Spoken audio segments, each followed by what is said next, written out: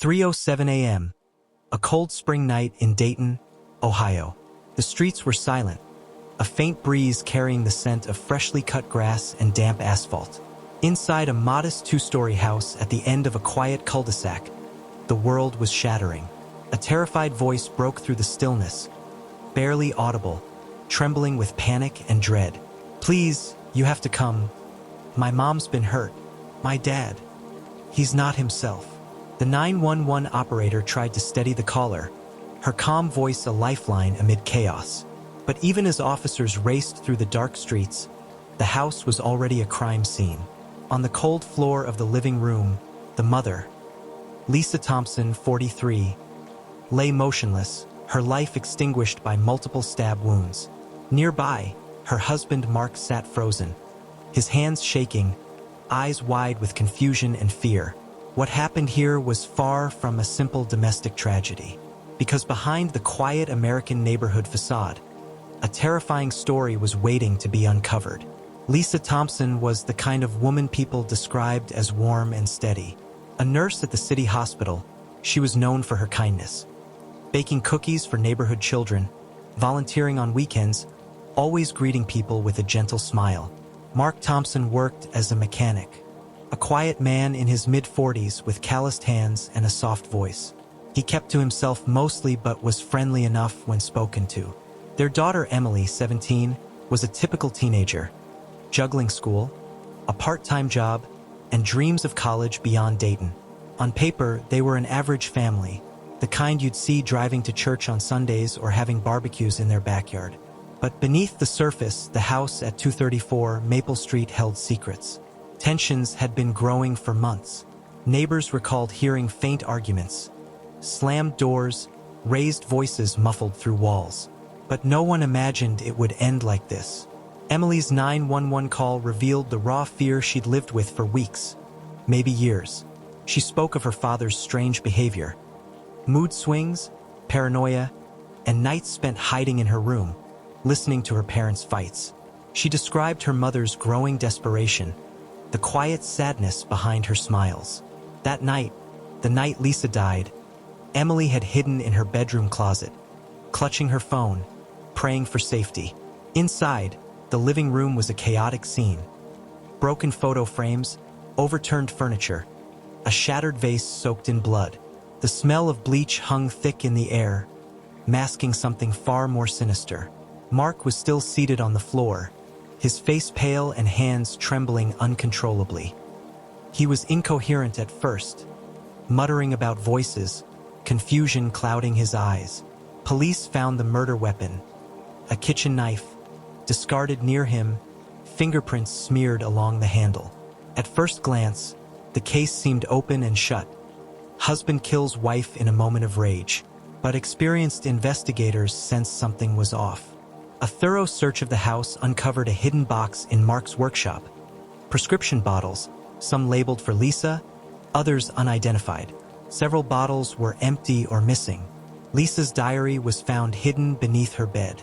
Its pages painted a disturbing picture. Her fears about Mark's mental state, his escalating paranoia, and the strain it put on their family. One entry stood out, dated just days before her death. "Mark is slipping away. The man I married is gone. He hears things, sees things that aren't there. I'm scared.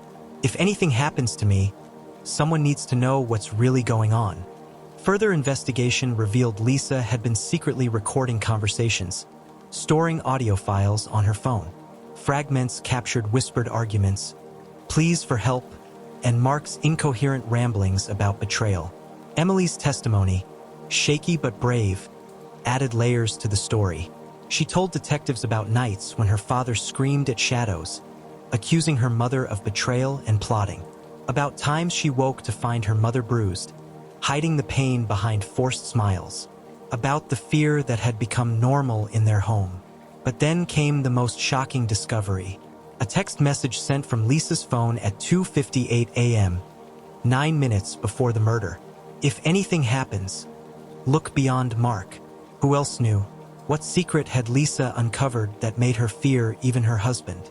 Days of relentless digging followed. Police searched for anyone connected to the Thompsons, friends, family, colleagues. Interviews painted Lisa as the glue holding everything together, but no one expected what surfaced next. Financial records showed large unexplained withdrawals from Lisa's account. Security footage revealed Mark had been meeting a stranger late at night in recent weeks, a man no one in the family mentioned.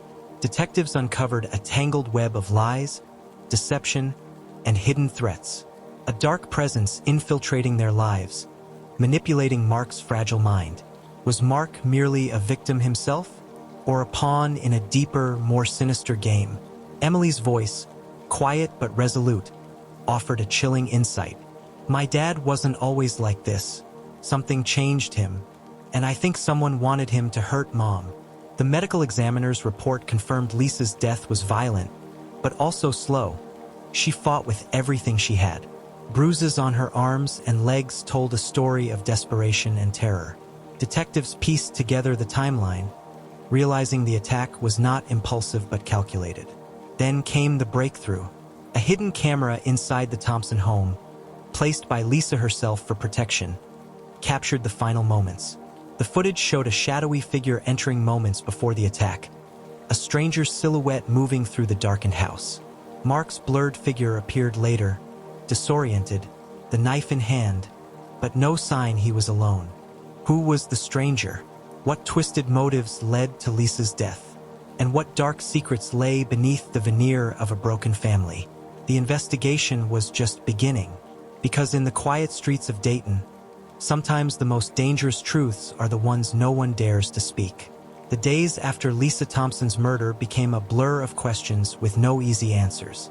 The house on Maple Street was sealed off, cordoned by yellow tape fluttering in the spring breeze. Inside, silence hung heavier than ever. Detectives sifted through every scrap of evidence, every whispered secret hidden beneath the surface of a family broken but not yet fully understood. What began as a seemingly tragic murder was revealing a far more complex story, one of manipulation, betrayal, and a darkness no one expected. Detective Jameson sat across from Emily in the small interrogation room at the precinct, the overhead fluorescent light buzzing softly. Emily's eyes were red-rimmed from sleepless nights, her voice barely above a whisper. I want to help. I just don't know what's real anymore. Jameson nodded gently. Take your time. Emily swallowed hard, fingers twisting the hem of her sweater. Dad, he started changing about a year ago. He'd have these episodes, talking to people who weren't there, saying things that didn't make sense. Mom tried to help, but it got worse. She paused, tears threatening to spill. Then, one night, I heard him yelling at her. Not like before, like he hated her. I was so scared I hid in my closet. Detectives had uncovered Lisa's journal entries that confirmed these episodes. Her writings described Mark's descent into paranoia, delusions of betrayal, and his refusal to take medication prescribed for what doctors suspected was schizophrenia or bipolar disorder. Mark's past was slowly coming into focus. Once a dependable husband and father, he had been struggling with mental health in silence. His former co-workers described a man who loved his family but had withdrawn over the last year, battling inner demons no one fully understood. When police first questioned Mark, his confusion and fear were palpable. At times he seemed unaware of what he'd done. At others, moments of sharp clarity pierced the fog. His defense attorney later revealed Mark had been diagnosed with severe psychosis but stopped treatment months before Lisa's death. Security footage raised new questions. The shadowy figure who entered the Thompson home just before the murder wasn't Mark. But who? Detectives traced the stranger's movements through traffic cams, identifying him as a man named Eric Mills, a 38-year-old with a criminal history of fraud and drug offenses. But why was Eric at the Thompsons' home? Interviews with neighbors revealed a man lurking near the garage late at night weeks before the murder. Further digging uncovered phone records showing frequent calls between Mark and Eric. Under interrogation, Eric denied involvement in Lisa's death, claiming he was there to help Mark. He was spiraling. I was trying to get him to come clean about some debts. Lisa had no idea what he was mixed up in. That confession led detectives to financial records. Mark had racked up thousands in gambling debts and owed money to dangerous people. Some transactions traced back to Eric, who appeared to be both a creditor and a manipulator. Lisa's large, unexplained withdrawals? To cover Mark's spiraling debts and protect the family. Emily described the unbearable weight of living in fear. Her diary, recovered during the search, revealed nights spent praying for safety and dreams of escape. She remembered the chilling moments when her mother would whisper in the dark, "If anything happens to me, find out the truth." The psychological abuse Lisa endured was only beginning to be understood. Friends recalled her exhaustion, the forced smiles masking a deep despair. She'd started talking about leaving, filing for divorce. But the tangled web of debts and Mark's worsening mental state made escape impossible. In the Thompson house, a hidden safe was discovered behind a loose panel in the bedroom wall. Inside were letters, written by Lisa over months, addressed to an unknown recipient named A. The letters spoke of fear, desperation, and secrets too dangerous to reveal openly. One letter read, "A, if they find me, tell them it wasn't Mark alone. There's someone else pulling the strings. Someone we trusted." Who was A? Detectives theorized Lisa was trying to expose a deeper conspiracy. But time was running out. In a private moment, Emily confided in her school counselor, who became a critical witness. She spoke of a man who had visited their home in the months before Lisa's death. A man who was charming but frightening, who spoke in whispers and always watched Mark closely. Emily described him as like a shadow, always lurking, making things worse. Could this mysterious visitor be the puppeteer behind Mark's downfall? Further investigation revealed that Eric Mills was connected to a local criminal network involved in loan sharking and drug trafficking. Mark's mental illness made him vulnerable to exploitation. Detectives uncovered evidence of blackmail and coercion. Had Eric used Mark as a pawn in a larger scheme? Was Lisa's murder an act of desperation, or a calculated move to silence her? Lisa's phone records contained encrypted messages to a lawyer who had been helping her prepare to expose illegal activities tied to Mark's creditors. She feared for her life. Then came a chilling discovery. DNA under Lisa's fingernails did not match Mark's. There was a third party involved. Who was the unknown assailant? What secrets did Lisa uncover that threatened a dangerous underworld? And can justice be served when truth hides in shadows? The answers lie deeper than anyone imagined. The darkness that had consumed the Thompson family began to lift, but only after a long, grueling battle for truth and justice. What started as a seemingly straightforward murder investigation had spiraled into an intricate web of mental illness, manipulation, and criminal conspiracy. Now, the final pieces were falling into place. The killers, more than one, were finally unmasked. Detectives Jameson and Ramirez pored over every shred of evidence, working tirelessly with forensic experts, financial analysts, and cybercrime specialists. The encrypted messages on Lisa's phone were finally decrypted by a digital forensics team. The lawyer Lisa had been contacting was revealed as Amanda Carlisle, a determined public defender specializing in victims caught in the crossfire of organized crime. Amanda's testimony was pivotal.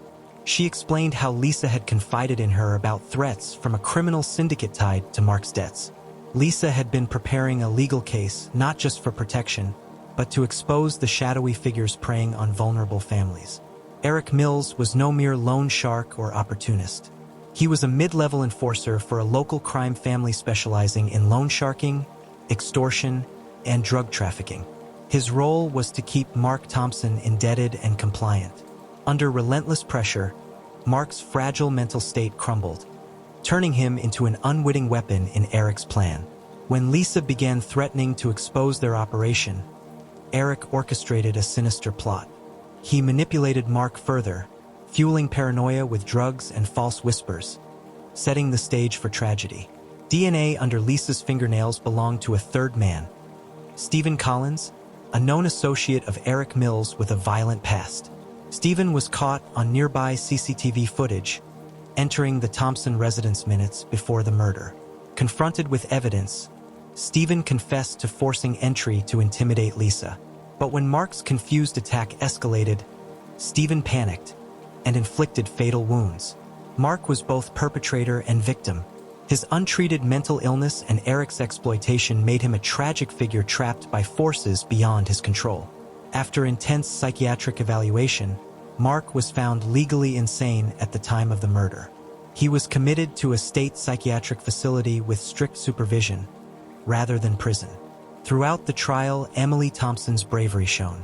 Her testimony painted a heartbreaking portrait of a daughter caught in the storm. She described both the love she had for her father and the fear he inspired. Her words gave the court insight into the devastating impact of mental illness intertwined with criminal coercion. The courtroom drama gripped the community. Eric Mills faced charges of conspiracy to commit murder, extortion, and illegal drug distribution. Stephen Collins was charged with second-degree murder and aggravated assault. Amanda Carlisle represented the state's witness protection for Lisa's confidants, ensuring justice for the victim. After weeks of testimony, the jury found Eric Mills guilty on all counts. He received a life sentence without parole. Stephen Collins was convicted of second-degree murder and sentenced to 25 years in prison. Mark Thompson was transferred to a secure psychiatric hospital, his fate a somber reminder of the fragile line between victim and perpetrator. The case exposed chilling realities: how untreated mental illness, criminal exploitation, and systemic failures collide with tragic consequences. For Emily, healing was only beginning. The neighborhood that once whispered about the Thompsons now rallied around Emily, offering support and compassion. The local hospital increased outreach programs for mental health and domestic abuse victims. Lisa Thompson's story is a haunting testament to courage amid darkness. Her fight to protect her family, even in the face of danger, saved lives, her own truth sparking justice that changed a community. And while justice caught the killers, the scars remain, reminders of the shadows lurking behind quiet doors. But as the dust settled, investigators uncovered a troubling new lead: a possible larger network behind the criminal syndicate. Were Eric and Stephen mere pawns in an even darker game? The true mastermind behind the exploitation might still be at large. If this story left you wanting more, don't forget to subscribe and hit the notification bell so you never miss an episode. Like this video if you found the investigation as chilling as we did, and share your thoughts in the comments below. What part shocked you the most? Your support helps us bring more deep dives into true crime stories like this one, uncovering the truth behind the headlines. Stay safe, stay curious, and we'll see you in the next episode. Because sometimes, the darkest secrets are the ones hiding in plain sight.